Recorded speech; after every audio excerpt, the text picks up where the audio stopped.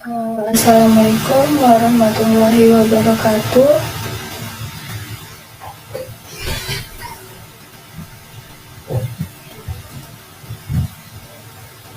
Pada kesempatan kali ini saya akan membahas materi mengenai lensa tipis.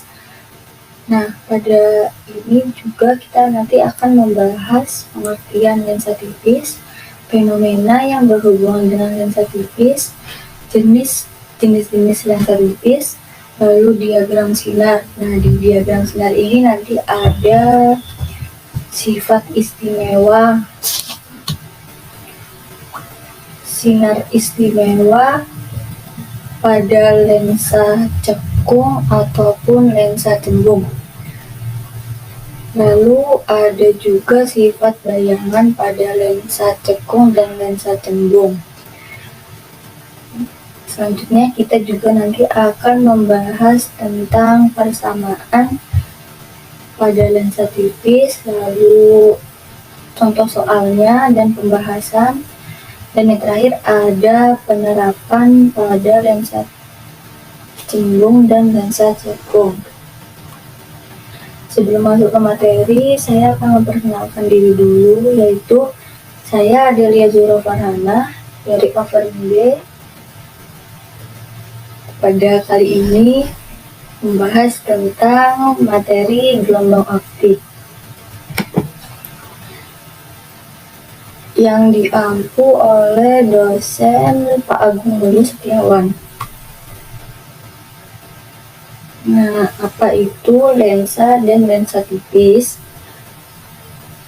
Lensa adalah benda bening tembus cahaya yang terdiri atas dua bidang lengkung atau satu bidang lengkung dan satu bidang datar. Apabila ketebalan lensa jauh lebih kecil dibandingkan dengan diameter kelengkungannya, maka disebut lensa tipis. Lensa tipis dapat berupa lensa cembung konveks atau lensa cekung konkav.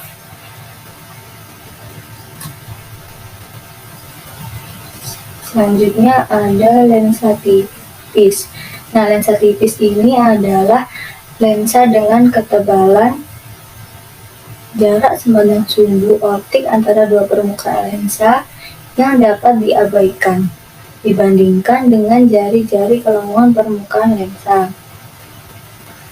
Lensa tipis juga dapat digambarkan dengan sebuah garis atau dengan kata lain, sebuah lensa tipis dapat didefinisikan ketebalannya sangat kecil dibanding dengan sifat optisnya, seperti radius, kurva, kedua permukaan sferisnya, panjang fokus pertama dan kedua, dan jarak objek dan bayangan yang dibentuk.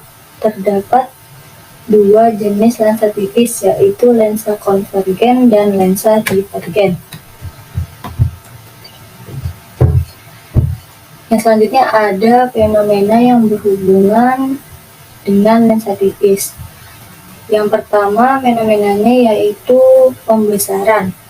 Lensa tipis dapat digunakan untuk memperbesar atau memperkecil objek.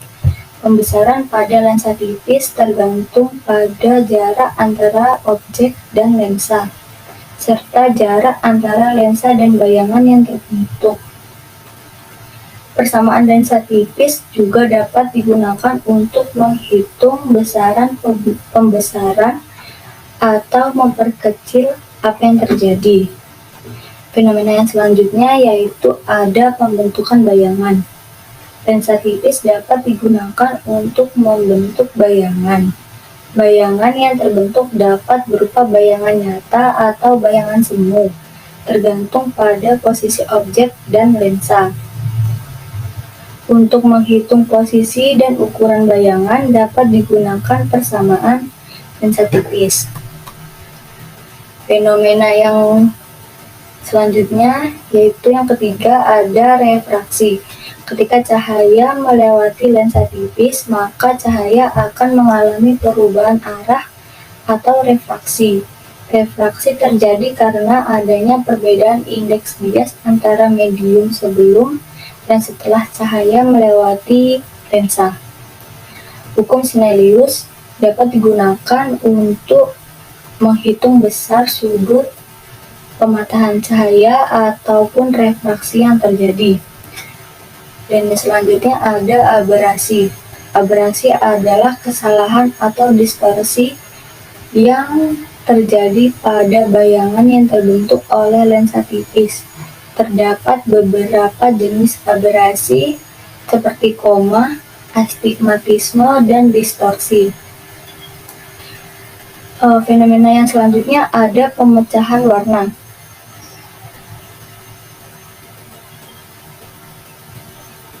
Pada lensa tipis, cahaya yang melewati lensa akan mengalami pemecahan warna atau dispersi. Hal ini disebabkan oleh perbedaan indeks bias cahaya pada setiap warna yang terdapat pada spektrum cahaya. Sebagai contohnya yaitu cahaya putih yang melewati lensa tipis akan dipisahkan menjadi berbagai warna yang membentuk spektrum cahaya. Pada aberasi tadi dapat diatasi dengan merancang lensa yang lebih baik atau dengan menggunakan lensa koreksi. Fenomena yang terakhir yaitu ada pembiasan. Pembiasan adalah peristiwa membeloknya cahaya karena perbedaan kelajuan ketika cahaya memasuki medium yang berbeda kerakatannya. Jika sinar merambat dari medium renggang ke medium rapat, maka sinar akan dibiaskan mendekati garis normal. Sebaliknya, jika sinar merambat dari medium rapat ke medium renggang, maka sinar akan dibiaskan menjauhi garis normal. Nah, tadi kan kita sudah membahas tentang pengertian dari lensa dan lensa tipis. Dan tadi juga sudah dijelaskan bahwa lensa tipis terdiri dari dua lensa, yaitu lensa cembung dan lensa cekung. Nah, lensa cembung sendiri berarti lensa yang memiliki ciri-ciri bagian tengahnya lebih tebal daripada bagian tepinya. Lensa ini bersifat mengumpulkan berkas sinar cahaya. Lensa cembung juga bisa disebut dengan lensa konveks, lensa konvergen, ataupun lensa positif. Pada lensa cembung terdapat 3 macam, yaitu lensa bikonveks, lensa plan konveks, dan lensa konveks konkav. Lensa bikonveks ini berarti lensa yang berbentuk cembung pada kedua permukaannya. Nah, lensa plan konveks ini juga berarti lensa cembung yang dibatasi oleh satu bidang datar dan satu bidang cembung. Dan yang terakhir, lensa konveks konkav merupakan lensa yang dibatasi oleh satu bidang cembung dan satu bidang cekung. Selanjutnya ada lensa cekung. Lensa cekung adalah lensa yang memiliki ciri-ciri bagian tengahnya lebih tipis daripada bagian tepinya. Ini bersifat menyebarkan berkas sinar cahaya. Seperti pada lensa cembung, lensa cekung juga terdapat 3 macam. Yang pertama yaitu ada lensa bikonkav, yang kedua lensa plan konkav, dan yang terakhir ada lensa konkav konveks. Lensa bikonkav ini berarti lensa cekung di mana kedua sisinya berbentuk cekung. Lensa plan konkav merupakan lensa yang dibatasi oleh satu bidang datar dan satu bidang cekung. Selanjutnya lensa konkav dan konveks berarti lensa yang dibatasi oleh satu bidang cekung dan satu bidang cembung. Nah, lensa cekung ini juga bisa disebut dengan lensa konkav, lensa divergen, dan lensa negatif. Pada lensa kita masuk ke yang selanjutnya. Selanjutnya ada sinar istimewa pada lensa cembung. Sinar istimewa pada lensa cembung ini terdapat 3. Yang pertama adalah sinar datang sejajar sumbu utama akan dibiaskan melalui titik fokus di belakang lensa. Selanjutnya, sinar istimewa yang kedua yaitu sinar datang menuju titik fokus di depan lensa akan dibiaskan sejajar sumbu utama.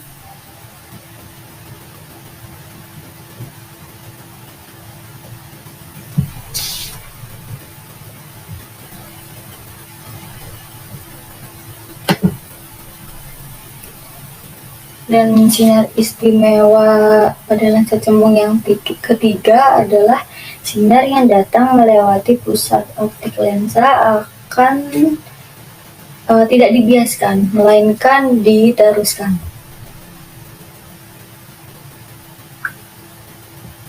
Selanjutnya terdapat diagram sinar pada lensa cembung, di mana gambar ini menunjukkan bahwa sifat bayangan yang terbentuk pada lensa cembung.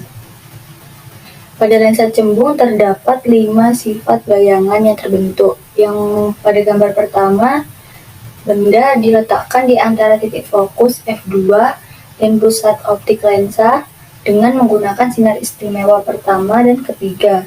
Diperoleh bayangan yang bersifat maya, tegak, dan diperbesar. Letak bayangan berada di depan lensa atau di ruang 4. Pada gambar kedua, benda diletakkan tepat di titik fokus depan lensa f2 dengan menggunakan sinar istimewa pertama dan ketiga, maka tidak terlihat. Hal ini terjadi karena sifat bayangan yang dihasilkan adalah maya, tegak, dan diperbesar tak hingga.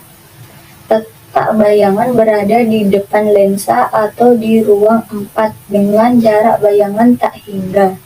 Tak hingga di sini mengindikasikan kepada kita bahwa bayangan tak terdefinisikan.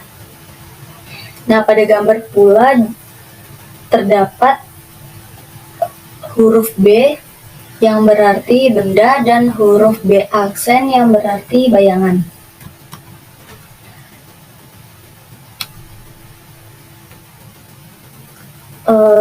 Sifat yang ketiga yaitu benda diletakkan di antara titik fokus f2 dan pusat bidang kelengkungan lensa p2 dengan menggunakan sinar istimewa pertama dan kedua. Diperoleh bayangan yang bersifat nyata, terbalik, dan diperbesar. Letak bayangan berada di belakang lensa, tepatnya di luar P1 atau di ruang 3.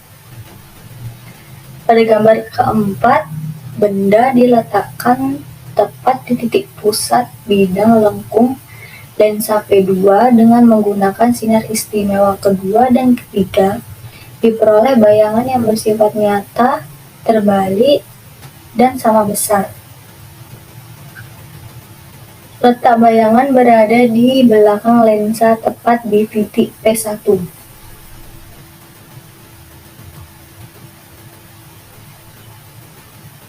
Pada gambar kelima, yaitu gambar terakhir, benda diletakkan di luar titik pusat bidang lengkung lensa P2 dengan menggunakan sinar istimewa pertama dan ketiga. Diperoleh bayangan yang bersifat nyata, terbalik, dan diperkecil. Letak bayangan berada di belakang lensa, tepatnya di antara titik fokus f1 dan titik P1 atau ruang 2. Selanjutnya kita akan membahas sinar istimewa pada lensa cekung. Sama seperti halnya pada lensa cembung, sinar istimewa pada lensa cekung juga ada 3. Sinar istimewa yang pertama yaitu sinar datang sejajar sumbu utama akan dibiaskan seolah-olah berada di titik fokus di depan lensa. Selanjutnya pada sinar istimewa yang kedua yaitu sinar datang yang seolah-olah menuju titik fokus f2 di belakang lensa akan dibiaskan sejajar sumbu utama.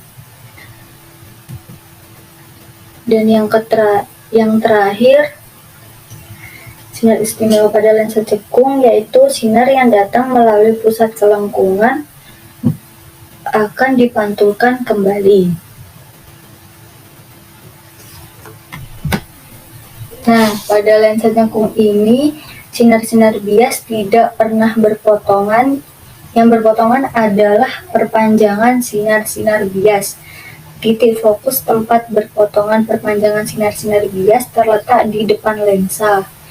Maka fokus lensa cekung adalah fokusnya maya, sehingga jarak fokus lensa cekung selalu bertanda negatif. Oleh karena itu, lensa cekung juga disebut sebagai lensa yang negatif. Nah, ini terdapat sifat-sifat bayangan pada lensa cekung. Pada lensa cekung, sifat bayangannya terdiri dari 3. Yang pertama, gambar pertama ini menunjukkan bahwa benda yang diletakkan di antara titik fokus f1 dan pusat kelengkungan lensa p1 dengan menggunakan sinar istimewa pertama dan ketiga diperoleh bayangan yang bersifat maya, tegak, dan diperkecil. Letak bayangan berada di depan lensa, yaitu di titik pusat optik lensa 0 dan di titik fokus f1. Pada bayangan yang kedua, benda diletakkan di antara titik fokus f1 dan pusat optik lensa dengan menggunakan sinar istimewa pertama dan kedua. Diperoleh bayangan yang bersifat maya, tegak, dan diperkecil. Letak bayangan berada di depan lensa, yaitu di titik pusat optik lensa dan di titik fokus. Pada gambar yang terakhir, benda diletakkan lebih jauh dari titik pusat kelengkungan lensa P1 dengan menggunakan sinar istimewa dan kedua dan ketiga, diperoleh bayangan yang bersifat maya, tegak, dan diperkecil. Letak bayangan berada di depan lensa, yaitu di titik pusat optik lensa dan di titik fokus. Terdapat aturan ini digunakan untuk ketika kita menggambarkan diagram sinar. Jadi aturan ini dibuat agar tidak terjadinya perbedaan perspektif. Nah, berikut aturan-aturannya, yaitu yang pertama, semua lukisan dibuat dengan mendatangkan sinar dari arah kiri ke kanan. Yang kedua, jarak benda positif bila letak benda di depan lensa dan negatif apabila letak benda di belakang lensa. Yang ketiga, jarak bayangan positif bila letak bayangan di belakang lensa dan negatif bila letak bayangan di depan lensa. Dan yang terakhir, sifat bayangan adalah nyata apabila dihasilkan dari perpotongan langsung sinar-sinar bias dan maya apabila dihasilkan dari perpotongan perpanjangan sinar-sinar bias. Selanjutnya kita akan membahas tentang materi persamaan pada lensa tipis. Yang pertama ada 1/F sama dengan 1/S ditambah 1/S aksen, sehingga persamaan lensa tipis di atas menjadi seperti pada gambar.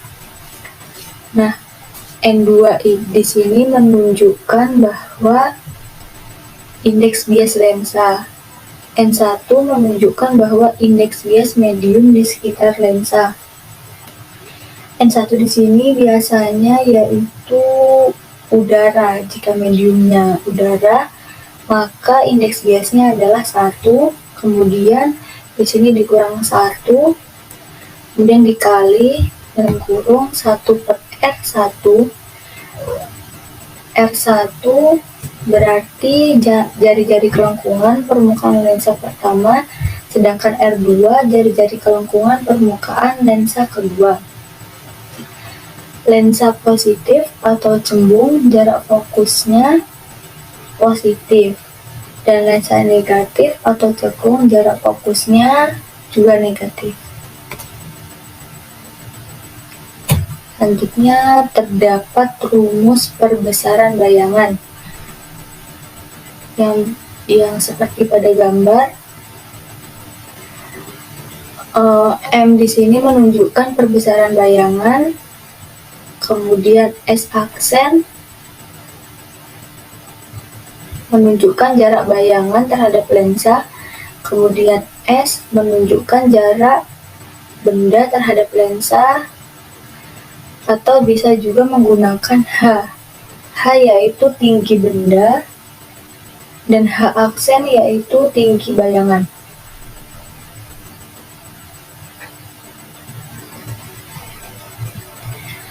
Pada persamaan ini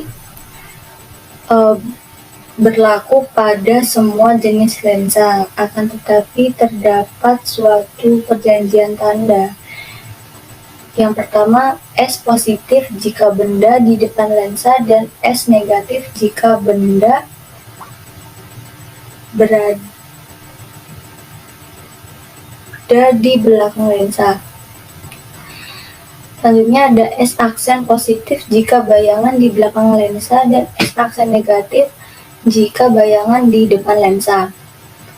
Dan selanjutnya ada juga R positif jika pusat kelengkungan di belakang lensa dan R negatif jika pusat kelengkungan berada di depan lensa. Kita masuk ke materi selanjutnya, yaitu ada contoh soal.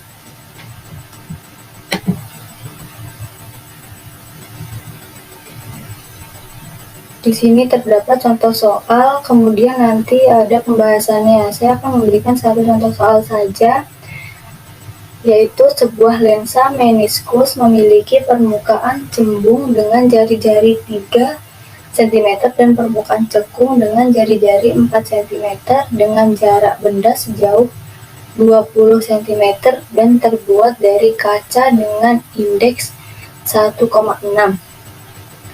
Tentukan A. Jarak fokus lensa dan B. Perbesaran linier bayangan jika benda diletakkan 28 cm di depan lensa. Selanjutnya kita masuk ke pembahasan. Langkah pertama yang kita lakukan adalah mencari yang diketahuinya. Diketahui di sini sudah ada pada soal, yaitu yang pertama jari-jari cembung R1 plus 3 cm. Lalu jari-jari cekung R2 min 4 cm. Selanjutnya ada indeks bias udara N1 sama dengan 1,0, dan yang terakhir ada indeks bias kaca N2 sama dengan 1,6. Kemudian yang ditanyakan pada soal tersebut adalah jarak fokus lensa dan perbesaran linier. Langkah pertama, kita akan mengerjakan yang ditanyakan, yaitu jarak fokus dengan menggunakan rumus yang telah dibahas tadi, yaitu 1/F sama dengan N2 per N1 dikurangi N1 dan kurung N1 per R1 ditambah R1 per R2. Kemudian karena sudah diketahui semuanya, maka tinggal dimasukkan saja nilai-nilainya pada rumus tersebut.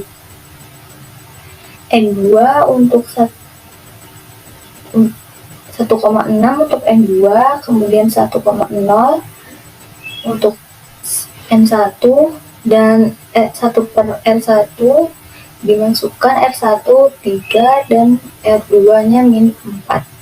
Dihasilkan yaitu 6,6, 1 per 3 dikurangi 1 per 4, sehingga dihasilkan jarak fokusnya yaitu 20 cm.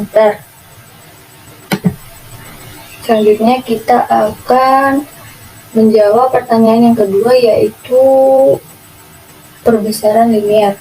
Sebelum kita menghitung perbesaran linier, kita menghitung jarak bayangan S-aksen dan terlebih dahulu. Jarak bendanya diketahui yaitu 20 cm. Kemudian menggunakan rumus S-aksen sama dengan SF per S min F. Lalu dimasukkan nilai-nilainya.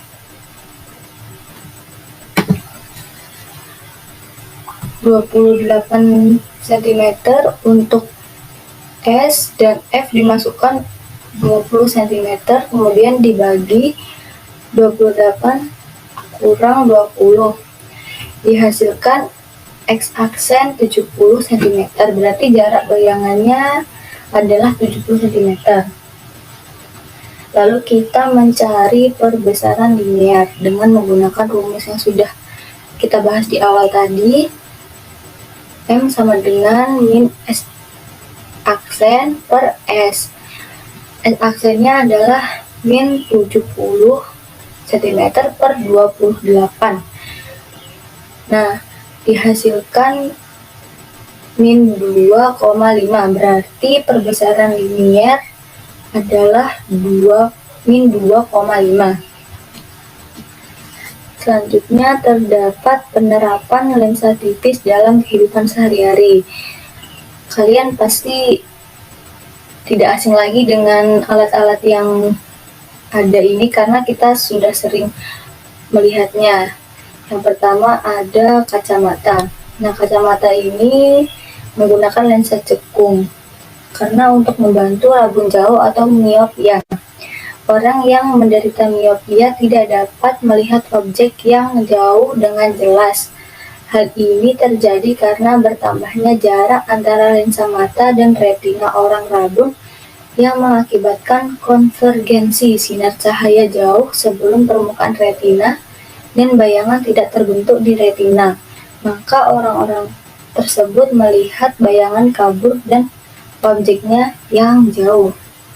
Selanjutnya, alat ini digunakan untuk melihat benda-benda langit. Nah, ya, teleskop. Teleskop merupakan lensa cembung untuk memperbesar objek dan membuatnya tampak lebih dekat. Tetapi lensa cembung tidak mentransfer cahaya secara akurat, terkadang menciptakan gambar yang terdistorsi dan kabur.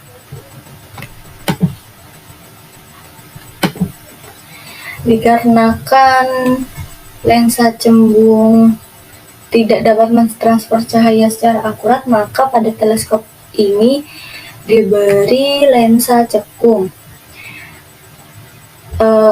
ataupun lensa divergen agar dapat membantu memfokuskan gambar yang lebih jelas bagi penggunanya. Selanjutnya ada mikroskop. Nah, mikroskop ini digunakan oleh para laboran ataupun praktikum. Nah, ini digunakan juga mikroskop terdiri atas dua lensa cembung yang berfungsi untuk memperbesar bayangan benda. Lensa ini dinamakan lensa objektif dan lensa okuler. Lensa objektif adalah lensa yang diletakkan dekat dengan objek yang akan diamati, sedangkan lensa okuler adalah lensa yang diletakkan dekat mata. Jarak fokus lensa objektif lebih kecil dari jarak fokus lensa okuler. Bayangan yang dibentuk oleh lensa objektif bersifat nyata terbalik dan diperbesar. Bayangan yang dibentuk oleh lensa objektif akan menjadi benda bagi lensa okuler. Selanjutnya kita sering menggunakan ini ya, kamera. Cara kerja kamera yaitu benda yang akan diambil gambarnya diletakkan di depan kamera. Cahaya yang berasal dari objek tersebut akan diterima oleh lensa cembung dan akan dibiaskan sehingga membentuk bayangan nyata di film. Kedudukan lensa terhadap film dapat diubah-ubah. Hal ini dimaksudkan agar bayangan yang terbentuk jatuh tepat di atas film. Pada film terdapat zat kimia yang peka terhadap cahaya. Cahaya gelap dan cahaya terang masing-masing akan meninggalkan jejak yang berbeda pada kamera. Prinsip kerja antara kamera dan mata itu sama, maka kita menangkap bayangannya di retina. Mata kita menangkap bayangannya di retina yang akan diolah oleh otak melalui saraf, sedangkan pada kamera bayangan yang ditangkap lensa dibentuk pada film. Nah, telah kamu ketahui bahwa bayangan yang dibentuk oleh lensa cembung bersifat nyata dan terbalik. Bayangan yang dibentuk pada film kamera bersifat nyata, terbalik, dan diperkecil. Selanjutnya yaitu kaca pembesar ataupun loop. Loop adalah alat optik yang menggunakan lensa cembung untuk melihat benda-benda kecil. Benda diletakkan di antara titik pusat dan titik fokus sehingga terbentuk bayangan yang bersifat maya, tegak, dan diperbesar. Bayangan terbentuk di titik dekat mata, maka mata berakomodasi maksimum. Jika ingin mengamati benda dengan loop tanpa berakomodasi, maka benda diletakkan tepat di titik fokus lensa sehingga yang masuk ke mata berupa sinar sejajar. Nah, ini dikatakan mengamati dengan mata tidak berakomodasi. Oke, sekian penjelasan materi dari saya. Ada kurang lebihnya, mohon maaf. Assalamualaikum warahmatullahi wabarakatuh.